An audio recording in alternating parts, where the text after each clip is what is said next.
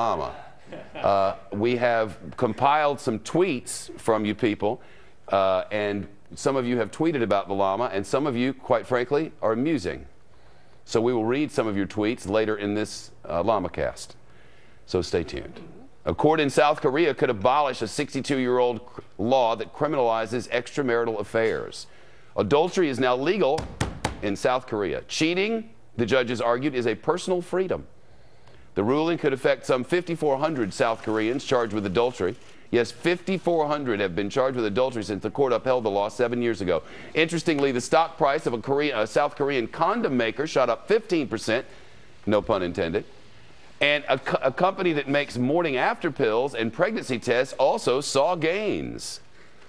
That aid, South Korea's, that aside, I should say, South Korea's move got us thinking about laws here in the United States and why this guy back over here is always walking around. Our researchers found that adultery remains illegal in 21 states, the yellow states up there. It's punishable by fines and in some cases even jail time. In some states, including the Michigan and the Wisconsin, they consider it a felony. Back in the year 2003, Virginia, which is obviously for lovers, even took a guy to court for cheating on his wife. A judge sentenced him to community service. Tanya Miller joins us now from Atlanta. She's a defense attorney, former prosecutor. Tanya, adultery as a felony? What?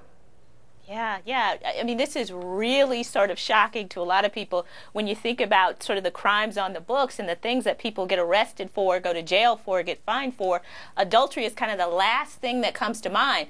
But in 5 states, as you said, Shep, it's a felony. You can go to jail. Now, these aren't often enforced, and I think the last enforcement of that Virginia statute you were talking about was in 2003. Yeah. But they're certainly on the books. These are laws that are sort of relics of time past, the beginnings of American society when we were very puritanical in nature, and the law sought to mimic the Bible. The law sought to regulate sexual behavior both inside of marriage and outside of marriage. We had fornication laws, which precluded sex between consensual adults who weren't married.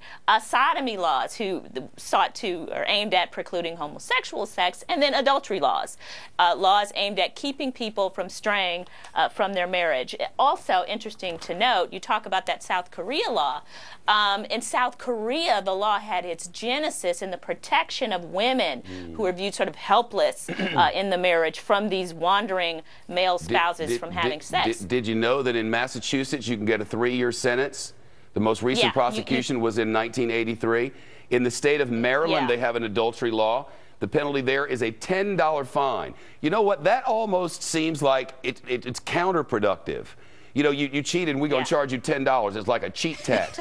In Virginia, they have an adultery law. The penalty is up to a $250 fine. As you mentioned, that was prosecuted as recently as 2003. And then there's the adultery law recent repeals.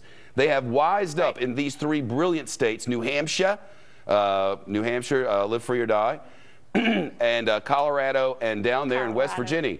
They have they've repealed their adultery laws. This just seems stupid. I mean, really preposterous. The government needs to just leave it alone. Yeah, I think what it is look, and that's why you don't see these things really being forced. I mean, these are laws from way back when. No one's talking about it. No one's thinking about it. I mean, who wants to be the person to bring the bill to the floor saying, let's you know, are you going to be the guy that's pro-adultery and fighting against these laws, or are you just going to ignore them like everyone else in society? The only thing that should be illegal, really, felonious, would be cheating on your spouse or your partner with a llama. That would do it. I knew you were going to say that. Hey, I knew you were going there. That's a serious offense. I agree with you. You can't catch them, though. We've learned that. Thanks, Tanya. Good to see you. Well, starting today, pot is legal in D.C. You can smoke them if you got them. You can have up to 2 ounces of weed. The measure took effect despite pressure from Republicans in Congress.